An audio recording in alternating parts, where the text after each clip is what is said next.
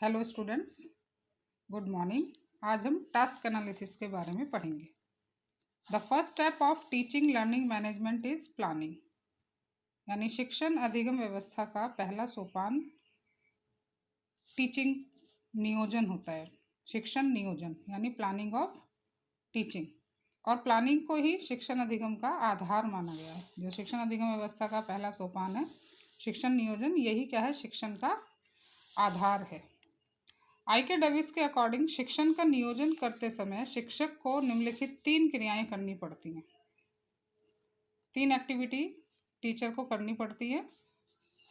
First क्या है इसमें से, टास्क एनालिसिस, कार्य विश्लेषण। दूसरा है आइडेंटिफिकेशन ऑफ टीचिंग ऑब्जेक्टिव्स, शिक्षण उद्देश्यों को पहचानना।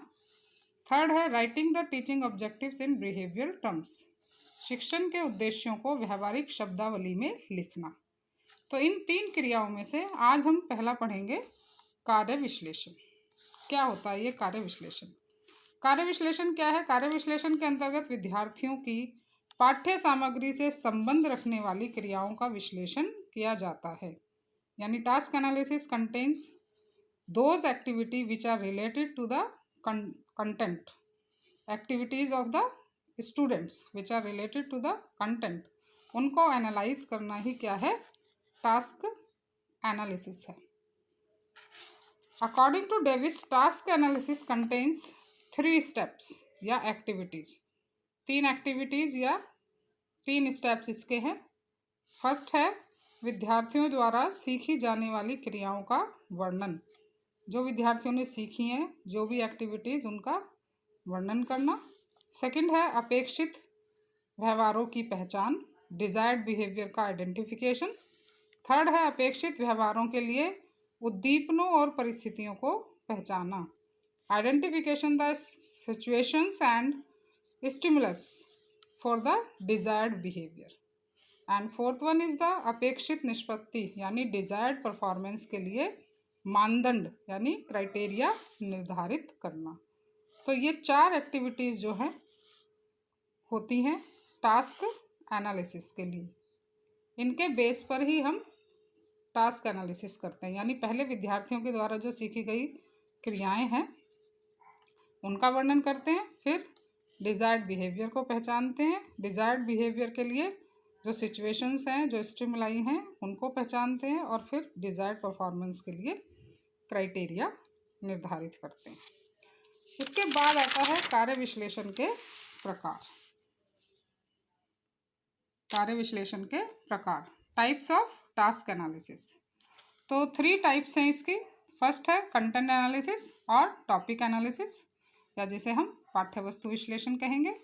दूसरा है क्रिया विश्लेषण यानी जॉब एनालिसिस, और तीसरा है स्किल एनालिसिस यानी कौशल विश्लेषण। तो पहला अगर हम देखते हैं कंटेंट एनालिसिस, तो कंटेंट एनालिसिस क्या है? इसके अंतर्गत विश्लेषण में पाठ्य वस्तु का बौद्धिक और intellectual, and in this type of analysis content analysis is done on the basis of educational and intellectual aspects of content, यानी पाठ्य वस्तु के शैक्षिक और बौद्धिक पक्षों को ध्यान में रखकर, यानी उनके आधार पर ही विश्लेषण किया जाता है। जैसे अगर हम एग्जाम्पल लें, अगर हम हिस्ट्री की टीचिंग कर रहे हैं तो उसमें शेरशाह सूरी के बारे में अगर पढ़ रहे हैं तो उसके शासन में कैसा प्रबंध था, वो क्या आ जाएगा, कंटेंट एनालिसिस। क्योंकि शेरशाह सूरी का शासन प्रबंध इतिहास के अंदर, इतिहास एजुकेशनल हो गया, और उसका इंटेलेक्चुअल वैल्यू क्या थी कि उसका प्रबंध कैसा रहा, तो ये आएगा आपका कंटेंट एनालिसिस। सेकंड है जॉब एनालिसिस।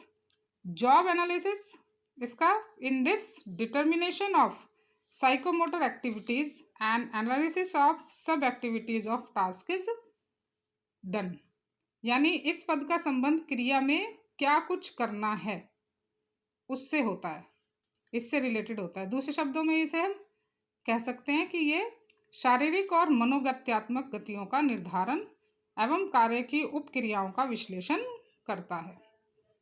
यानी ये किससे रिलेटेड है कि कौन सी उसमें जो एक्टिविटीज़ हैं, क्या एक्टिविटीज़ करनी है, उससे है। थर्ड है स्किल एनालिसिस।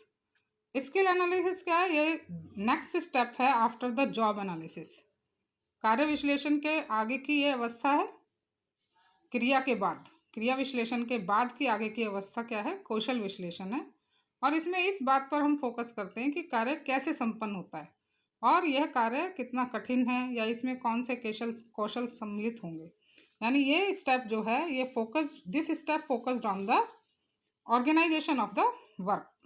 कार्य के संपन्न होने पर यह बल देता है और इसमें सभी कौशल केंद्रित कार्य सम्मिलित होते हैं।